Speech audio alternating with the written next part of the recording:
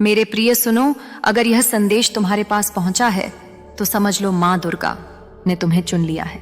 यह कोई संयोग नहीं, यह तुम्हारी नियति है। इसी क्षण यह संदेश आप तक पहुंचना बेहद जरूरी था। सोचिए, मेरे आसपास अभी भी बहुत हलचल है। घर में मेहमान आए हुए हैं, काम का बोझ है, समय की कमी है, फिर भी मैं यहाँ बैठकर यह संदेश आप तक पहुंचा रही हूँ। क्यों? क्योंकि यह साधारण संदेश नहीं है। यह माँ दुर्गा की इच्छा है, यह उनकी प्रेरणा है जो मेरे हृदय में इतनी गहराई में उतरी कि मैं इसे रोके बिना आपके साथ साझा करने को विवश हो गई। जब यह दिव्य संदेश मेरे भीतर उतरा तो मुझे ऐसा महसूस हुआ मानो किसी ने मेरी आत्मा को झकझोर दिया हो। एक ऐसा कंपन जिसने मेरी पूरी चेतना को घेर लिया। यह सिर्फ एक विचार नहीं था, बल्कि एक ज्वलंत सच्चाई थी जो मेरे अस्तित्व के हर कण में समा गई। मैंने उसी क्षण दोनों हाथ जोड़ लिए, उन्हें कसकर पकड़ लिया, मानो मैं ब्रह्मांड की असीम ऊर्जा को अपने भीतर समाहित कर रही हूँ।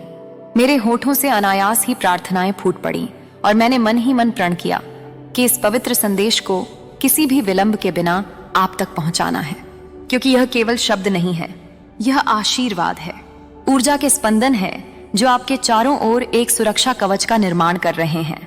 यह केवल भावनाएं नहीं है, यह आपकी जीवन यात्रा का एक अभिन्न हिस्सा है, उस अदृश्य धागे का एक सिरा जो आपको परमात्मा से जोड़ता है।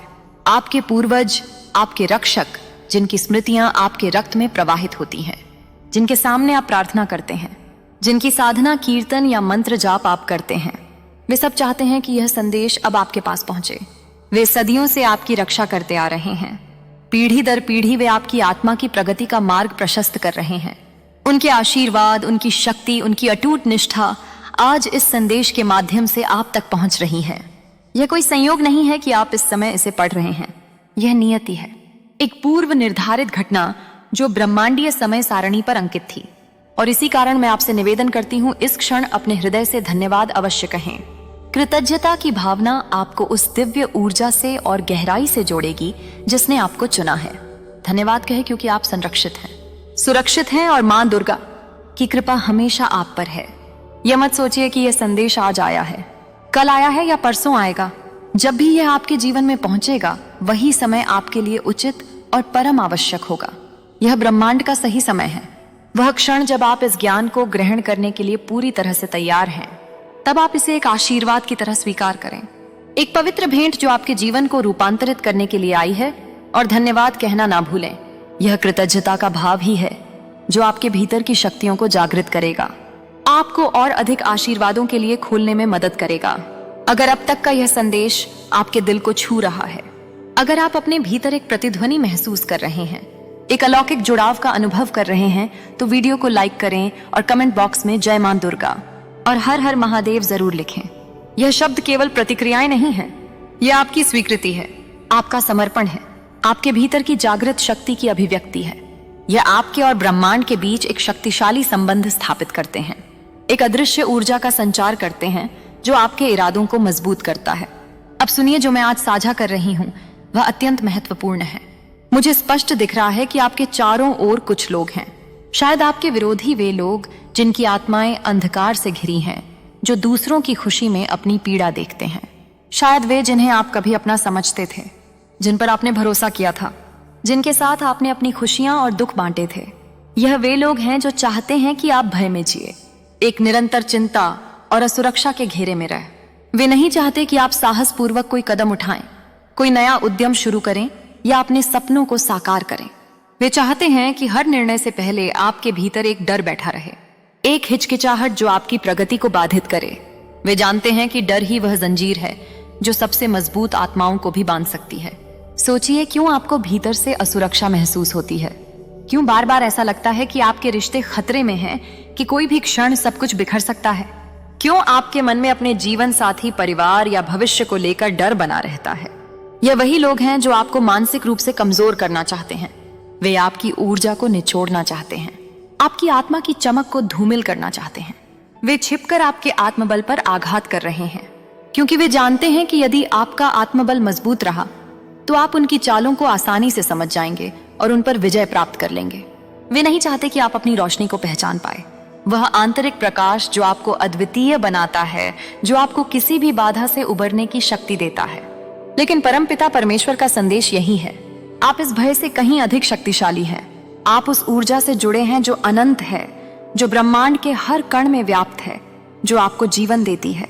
डर केवल एक भ्रम है, एक मानसिक जाल जो नकारात्मक शक्तियों द्वारा बुना गया है ताकि आपको आपकी सच्ची शक्ति से दूर रखा जा सके।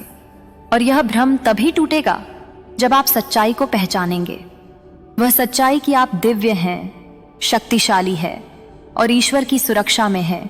याद रखिए, जो भी आपके खिलाफ योजनाएं बना रहा है, जो भी आपकी प्रगति को रोकने की कोशिश कर रहा है, वह अपनी ही उलझनों में फंस जाएगा, करा जाएगा। उनका नकारात्मक कर्म एक दिन उन्हें ही घेरेगा, उन्हें उसी अंधकार में धकेलेगा जिसे वे आपके जीवन में फैलाना चाहते थे। लेकिन आप दिव्य प्रकाश से सुरक्षित हैं। आपके चारों ओर एक अदृश्य कवच है, एक स्वर्गीय सुरक्षा घेरा जिसे कोई भेद नहीं सकता। इसलिए आज अपने दिल से यह विश्वास जगाइए कि चाहे कोई भी परिस्थिति आए, चाहे कितनी भी चुनौतियां सामने आए, आप अकेले नहीं हैं। यह संदेश इसी वजह से आपके पास आया है ताकि आप यह जान सके कि आप परमात्मा के सुरक्षा कवच में हैं। उनकी दिव्य दृष्टि हमेशा आप पर बनी रहती है, उनके हाथ हमेशा आपको थामे रहते हैं। संभव है कि आप अपने धन को लेकर बहुत ज्यादा चिंतित रहते हो, एक ऐसी चिंता जो आपकी रातों की नींद हराम कर देती है। आपके मन में लगातार एक डर बैठा हुआ है जो आपको भीतर से कमजोर बना रहा है। आपके चारों तरफ चिंता का एक घेरा दिखाई देता है, एक अदृश्य कारागार जो आपकी आत्मा को बांधे हुए हैं। लेकिन आपके पूर्वज और परमपिता परमेश्वर आपको यह संदेश दे रहे हैं कि आप निश्चिंत रहें। यह वित्तीय चिंताएं क्षणभंगुर है, एक अस्थायी बादल जो जल्द ही छट जाएगा, क्योंकि आपके जीवन की सुरक्षा और आपके भविष्य की जिम्मेदारी उनकी शरण में सुरक्षित है। उन्होंने आपके लिए एक मार्ग प्रशस्त किया है, एक ऐसा मार्ग जहां समृद्धि और स्थिरता आपका इंतजार कर रही है। किसी भी तरह का डर आपके भीतर जगह नहीं बना पाएगा यदि आप सच्चे मन से उनका स्मरण करते रहेंगे, यदि आप अपनी आस्था को अटूट रखेंगे। आपकी भक्ति ही आपकी सबसे बड़ी पूंजी है, आपकी प्रार्थनाएं ही आपके सबसे शक्तिशाली हथियार हैं।